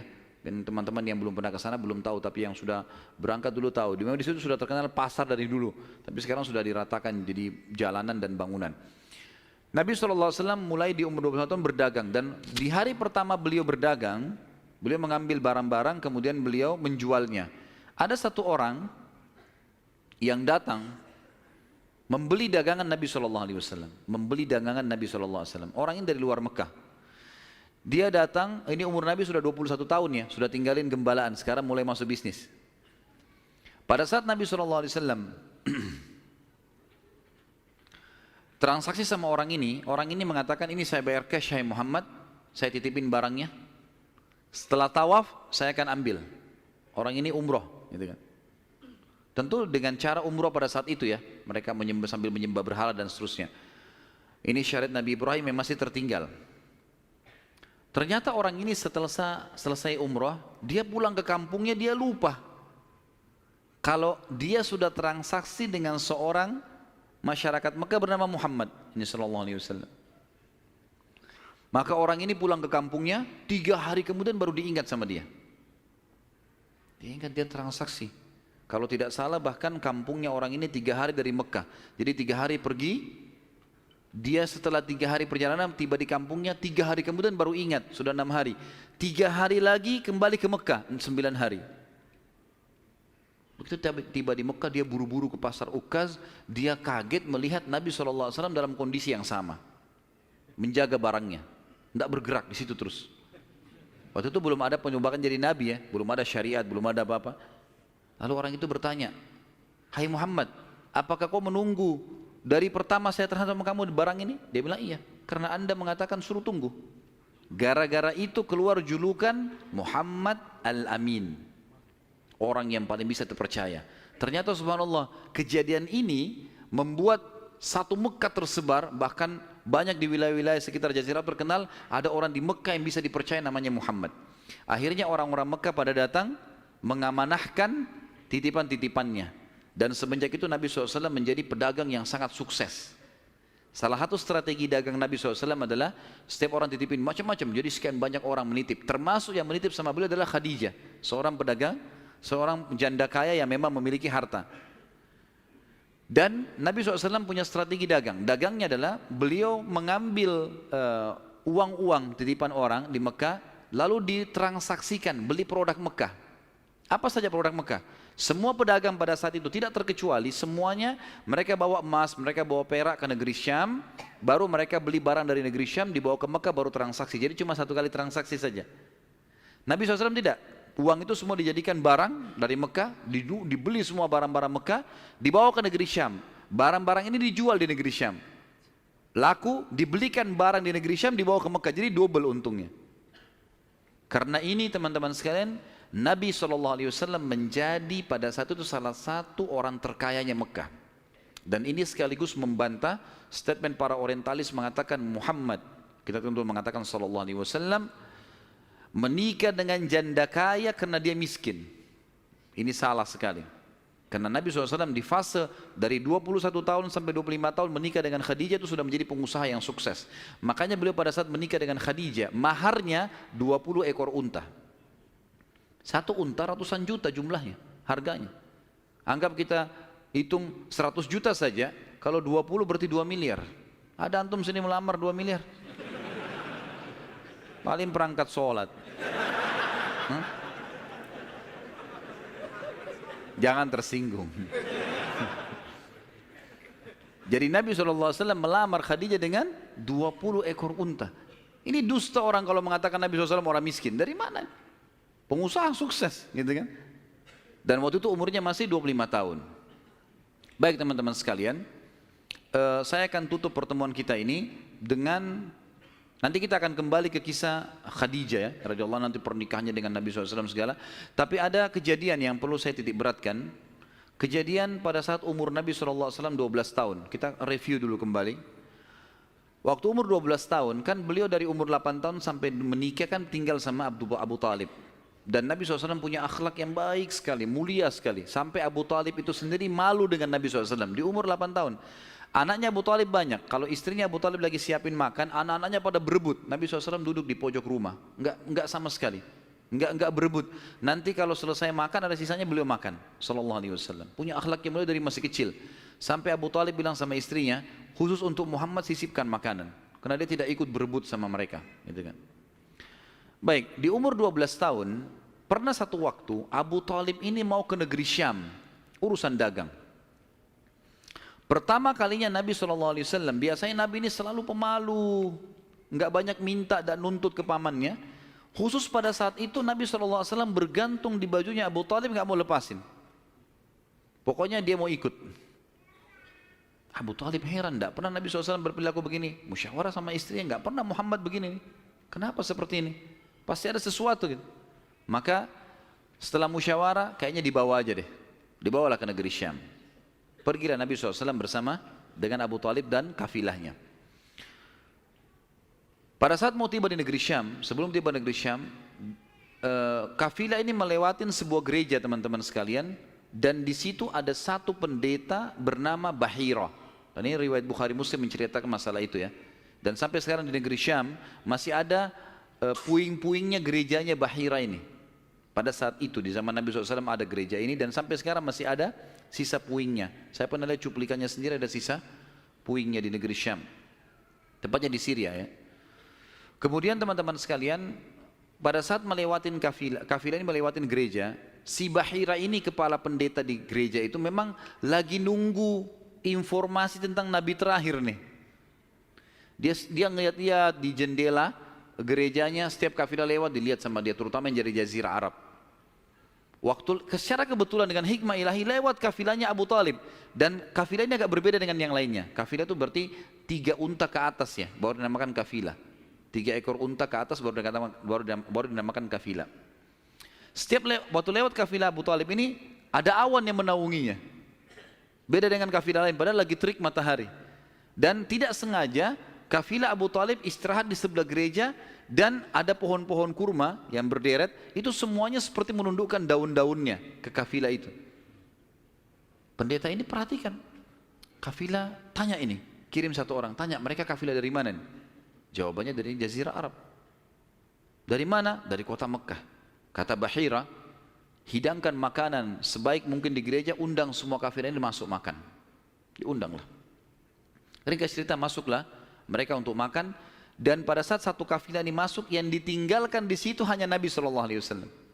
Nabi nggak boleh masuk karena tradisi orang Arab dulu aib kalau anak kecil ikut makan. Nanti selesai orang tua makan baru makan. Tapi ini tradisi jahiliyah. Kalau sekarang antum lakukan, antum juga jahiliyah. Makan, kasih anak-anak makan. Kenapa harus disendirikan? Mungkin dia lapar, kesian. Baiklah. Waktu lagi makan, Bahira ini memperhatikan satu persatu orang-orang Quraisy ini, wajahnya. Karena mereka tahu cirinya Nabi terakhir. Alisnya, wajahnya, mukanya, kulitnya, jalur nasabnya, semua jelas. Tidak semua, tidak ada tanda-tanda kenabiannya. Ini mukanya muka biasa semua. Maka si Bahira tanya, apakah masih ada dari kafilah kalian yang tidak ikut makan? Kata mereka, ada satu anak kecil di depan, kami suruh jaga barang kami. Kata Bahira, boleh saya ketemu? Oh silahkan. Mereka lagi asyik makan. Bahira keluar menemui Nabi SAW. Nabi lagi duduk di bawah pohon. Lalu Bahira memanggil dia, mengatakan, hai anak kecil, ikutlah dengan saya. Kafilahnya disuruh jaga oleh beberapa pegawainya Bahira ini. Masuk di satu ruangan di gereja. Kemudian Nabi SAW berdiri lalu kata, jadi orang Mekah begini teman-teman, di Mekah itu ada patung namanya Lat dan Uzza. Lat dan Uzza ini 2 patung yang luar biasa dikultuskan di Mekah. Hebat patung ini menurut mereka. Jadi kalau bersumpah atas nama Lat dan Uzza sudah tidak mungkin berbohong. Kalau bohong kualat nih. Maka pendeta ini tahu, Bahira, dia bilang, hai anak kecil, saya akan bertanya kepadamu atas nama Lat dan Uzza. Ini semua anak kecil sampai orang tua di Mekah tahu nama ini, dan mereka ketakutan kalau dengar nama ini. Apa jawaban Nabi SAW waktu itu? Umur 12 tahun, masih kecil. Kalau kita sekarang masih SD gitu kan. Maka beliau mengatakan, jangan engkau sebutkan 2 nama berhala itu karena aku membencinya. Aku tidak suka dengan patung itu. Penasaran Bahir. Diperhatikan wajahnya, alisnya, matanya Nabi SAW. Perlu teman-teman tahu ya, ciri fisik Nabi SAW itu luar biasa. Tersebutkan secara rinci di Taurat dan Injil. Allah mengatakan dalam Al-Quran, A'udzubillahi minasyaitonirrajim, ya'rifunahu kama ya'rifuna abna'ahum. Orang-orang ahli kitab, terutama Yahudi dan Nasrani ini, maksudnya orang Yahudi dan Nasrani, betul-betul mengetahui Muhammad SAW sebagaimana mereka mengenal anak-anaknya. Karena terinci. Disebutkan dalam hadis, alis Nabi SAW seperti busur panah yang lebar, berwarna hitam dan tebal. Bola mata beliau SAW besar, kelopaknya, dan dipenuhi dengan bulu mata yang lebat. Bola matanya putihnya putih bersih, hitamnya hitam pekat. Hidungnya yang mancung, bibir, dahi dan pipi yang setara dengan wajah, tidak oval dan juga tidak bulat, gitu kan. Kulitnya sangat putih sampai Nabi SAW pipinya kemerah-merahan. Jadi sangat tampan, luar biasa. Sampai ahli hadis mengatakan kalau Yusuf alaihissalam diberikan sepertiga gagahan dunia, maka Nabi SAW memberikan seluruh kegagahan dunia. Tidak pernah ada orang melihat Nabi SAW tidak suka. Manusia terbaik, pilihan, paling sempurna nasabnya, paling sempurna ilmunya, fisiknya, segala-galanya. Bahira memperhatikan Nabi SAW, ini semua ciri yang disebutkan dalam Injil ada. Dia masih bimbang, dia ingin buktikan satu hal. Apa itu? Dalam Taurat dan Injil juga disebutkan Nabi, setiap Nabi itu punya tanda kenabian. Apa tanda kenabian teman-teman sekalian? Sebuah daging yang menggumpal di pundak sebelah kanan. Dan daging itu berwarna merah kehitam-hitaman dan dimiliki dengan atau memiliki bulu yang lebat. Maka Bahira berkata, hai anak kecil, apa kau izinkan saya untuk melihat punggungmu? Dia mengatakan, iya silakan. Dibukalah oleh Nabi SAW. Begitu dia lihat tanda itu, lalu Bahira menciumnya dan mengatakan, kaulah orangnya. Tapi garis bawah satu hal ya, tanda ini tanda kenabian.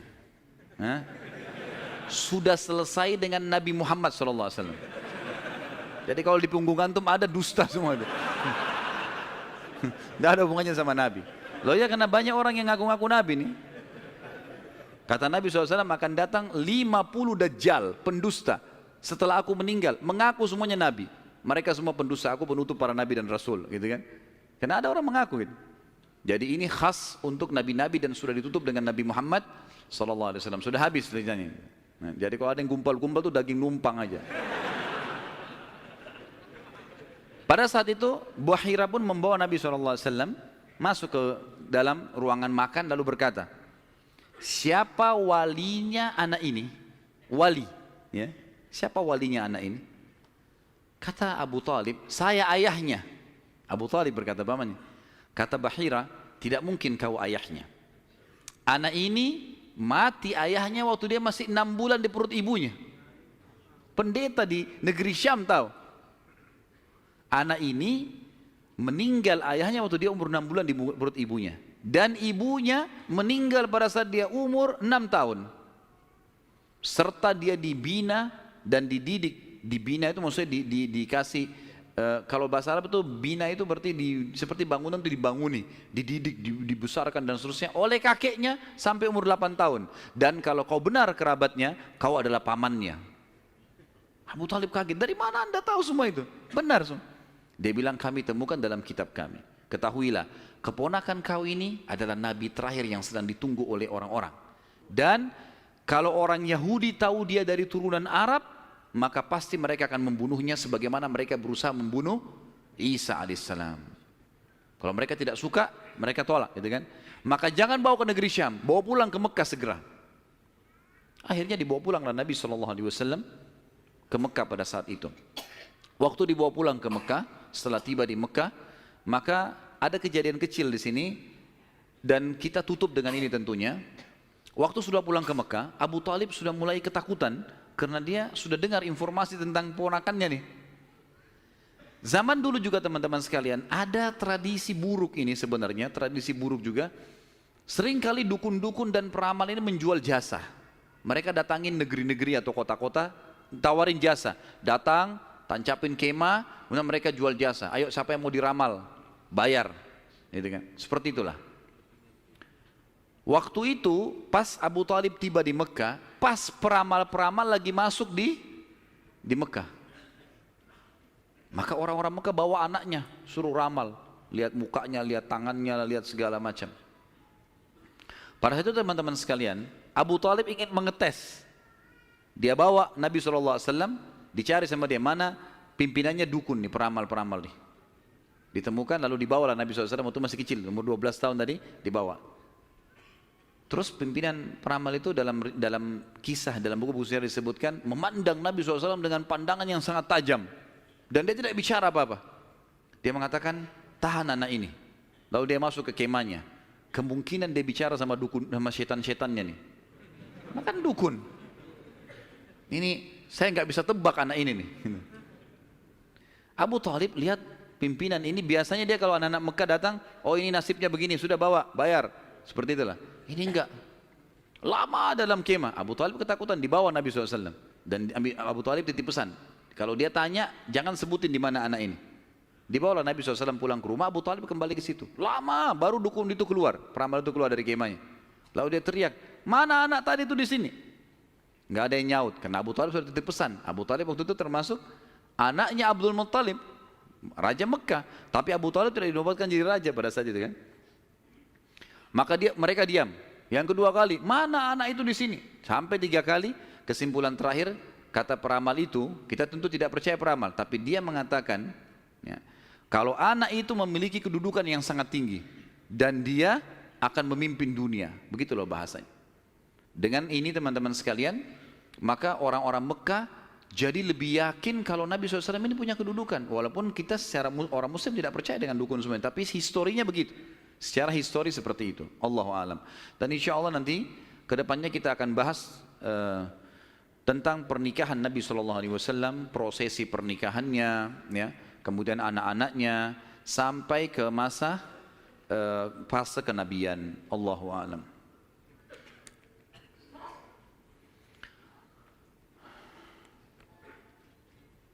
Saya akan baca pertanyaan dan saya berharap pertanyaan sesuai dengan tema teman-teman sekalian.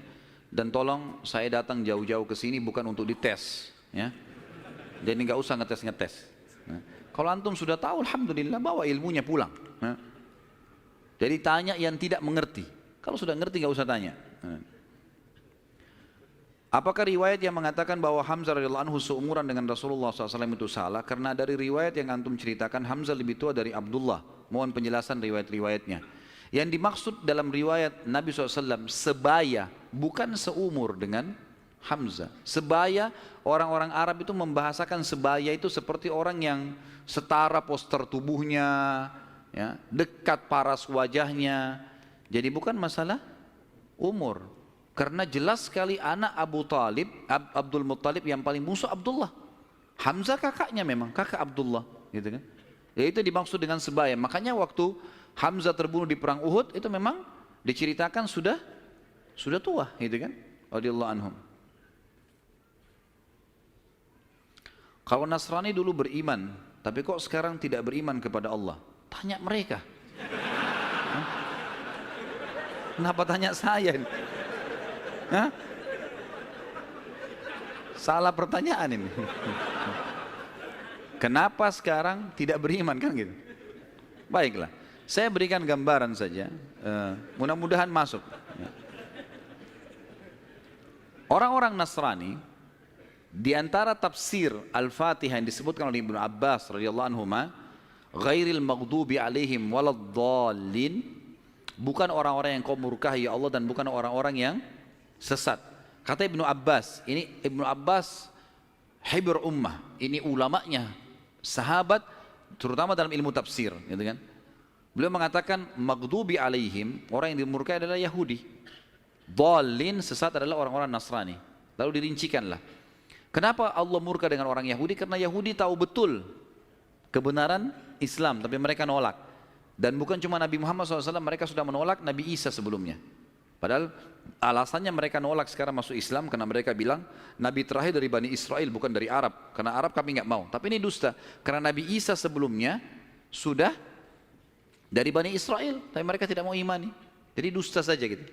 Maka Ibnu Abbas mengatakan maghdubi alaihim, orang-orang Yahudi. Kemudian Nasrani dhalin, Yahudi tahu kebenaran tidak mau diikuti maka Allah murka. Dhalin adalah sesat. Sesat kenapa? Sesat maksudnya apa? Orang sesat jalan berarti dia tidak punya ilmu kan gitu. Orang-orang Nasrani mau menyebarkan agama mereka tapi mereka salah. Dengan mengatakan Trinitas misalnya, gitu kan? Sementara Allah mengatakan lam yalid wa lam yulad, gitu. Dan memang dalam agama dalam kelompok Nasrani sekarang masih ada kelompok Nasrani yang mentauhidkan Allah. Umumnya yang mendapat hidayah dari mereka-mereka ini.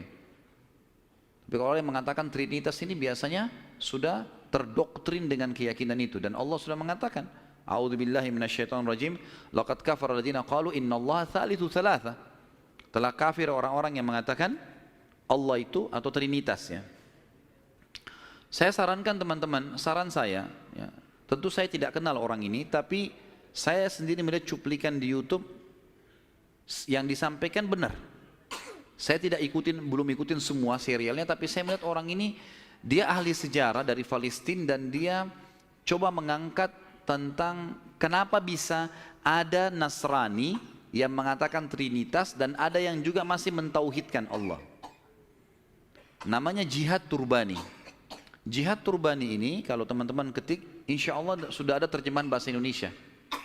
Ada salah satu serialnya, dia menjelaskan tentang perpecahan Nasrani dan sebab-sebab, kemudian kapan terjadi, bahkan orang-orang yang mengatakan Trinitas membunuh orang-orang Nasrani yang bertauhid kepada Allah.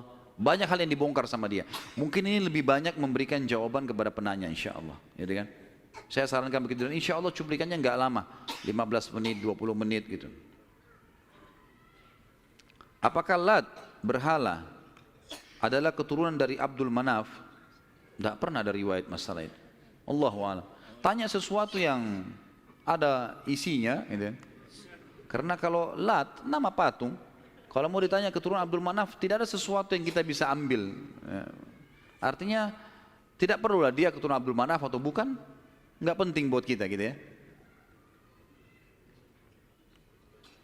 Apakah Najasyi di zaman Abraha sama dengan Najasyi yang di zaman Nabi SAW yang menerima beberapa sahabat di Habasyah?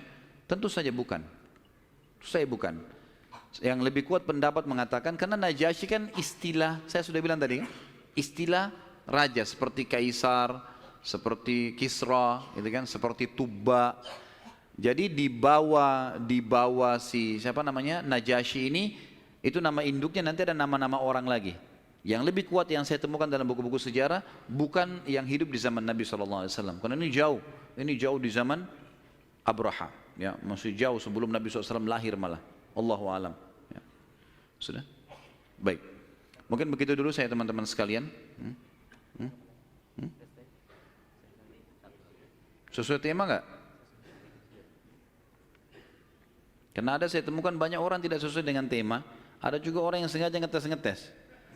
Lempar pertanyaan, sengaja ngetes, terulang-ulang. Dan sekarang itu yang banyak dipelintir-pelintir di YouTube tuh.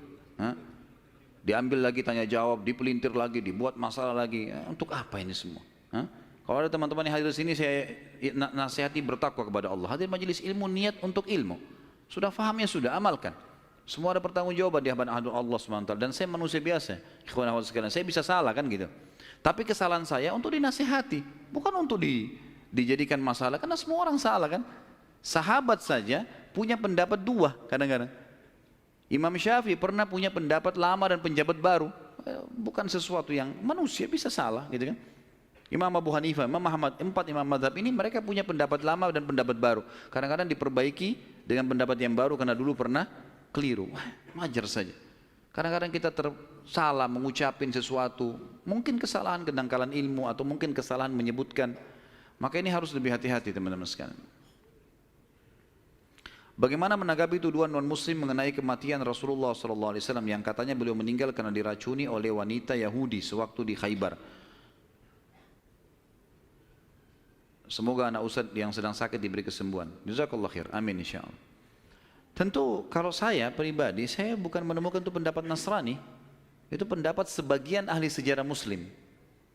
Karena memang Nabi SAW, nanti akan kita bahas di fase Khaybar, peperangan Khaybar, beliau sempat dihidangkan memang makanan racun.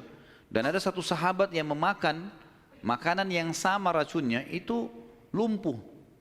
Sahabat itu. Dan meninggal beberapa waktu setelah lumpuh, karena ganasnya racun itu. Maka sebagian ahli sejarah muslim mengatakan, Nabi SAW berkumpul pada beliau berkumpul pada dua hal. Kemuliaan pada saat meninggal dalam keadaan Nabi dan meninggal pada saat mati syahid. Ini ijtihadnya sebagian ulama. Tapi kita tidak ambil pendapat orang-orang Nasrani, ini pendapat memang sejarawan muslim. Allahu a'lam. Baik, sampai sini insya Allah bahasan kita.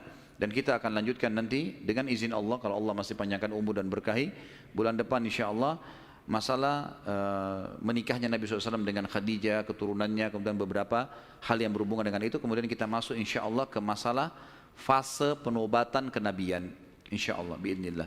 Mungkin begitu, semoga apa yang kita bahas pada hari ini bermanfaat buat kita semua. Dan semoga semua dosa yang pernah kita lakukan dimaafkan oleh Sang Pencipta Allah dan diganti menjadi pahala dengan kemahamurahannya. Dan semoga semua amal yang pernah kita kerjakan diterima olehnya. Semua sisa umur kita ke depan diberkahi, baik di keluarga, di harta, di keturunan. Kemudian juga puncaknya kita masuk surga tanpa hisab. Dan kita selalu mendoakan saudara kita di Palestina, di Syria, di Yaman, di Irak, di Myanmar, di Ahsa, dimanapun mereka berada sedang tertindas. Semoga Allah ikhlaskan niat mereka, terima para syuhada mereka, muliakan Islam di tangan mereka dan tangan kita semua. Dan semoga Allah dengan kemahamurahannya menyatukan kita semua di surga firdausnya tanpa hisab. Kalau ada benar dari Allah, kalau ada salah dari saya mohon dimaafkan. Sebelum kafaratul majlis, saya mengajak teman-teman sekalian untuk kembali ke web resmi di www.khalidbasalamah.com. Dan saya ingatkan, kalau ada teman-teman yang ingin menyebarkan ceramah, maka saya sarankan tidak ada komersial. Jangan dikomersialkan, gitu kan. Kalau dikomersialkan akhirnya nanti antum memaksakan diri untuk memberikan judul yang menggelitik lah dan seterusnya. Dan ini akhirnya menjadi sumber fitnah yang menjadi kemana-mana gitu. Jadi ada satu orang bahkan sempat memasukkan email ke tim kami lalu mengatakan, kenapa Ustadz sekarang menahan ceramah-ceramah ini? Apakah Ustadz lebih mendahulukan dunia daripada akhirat? Gara-gara dianya mengomersialkan ceramah ini. Kemudian kami tahan komersial itu, tidak boleh lagi dikomersialkan. Kalau tim kami yang mengomersialkan itu hak, karena kita yang shooting, kita yang segala itu hak umum saja, tidak ada pelanggaran agama. Tapi teman-teman ini mengomersialkan, lalu kemudian dia bersangka buruk, gitu. Mengatakan saya sudah mengupload sekian ratus ceramah, lalu ada si fulan sekian ratus ceramah, sekian bulan, kenapa harus ditahan? Gitu. Kami nggak tahan, asal tidak dikomersialkan. Tapi komersial melanggar akad kan gitu. Jadi tidak boleh sama sekali teman-teman sekalian. Cukup dengarkan, sebarkan sebagai hal yang bermanfaat. Kemudian juga insya Allah besok subuh biidznillah kita akan bahas buku, bedah buku judulnya Akibat Makanan Haram. Dan teman-teman bisa temukan bukunya insya Allah dengan panitia masjid. Itu buku kecil dan insya Allah kita akan bahas secara terinci. Mudah-mudahan Allah mudahkan, insya Allah kita selesaikan juga. Dan temanya sudah diangkat sebenarnya di YouTube. Kemarin tablik akbar di Makassar sekitar 2 jam lebih. Tapi besok mungkin karena waktu kita kepepet, saya akan masuk ke poin-poin intinya. Allahu a'lam. Subhanakallahumma wa bihamdika asyhadu an la ilaha illallah astaghfirullah wa atubu ilaih. Wassalamualaikum warahmatullahi wabarakatuh.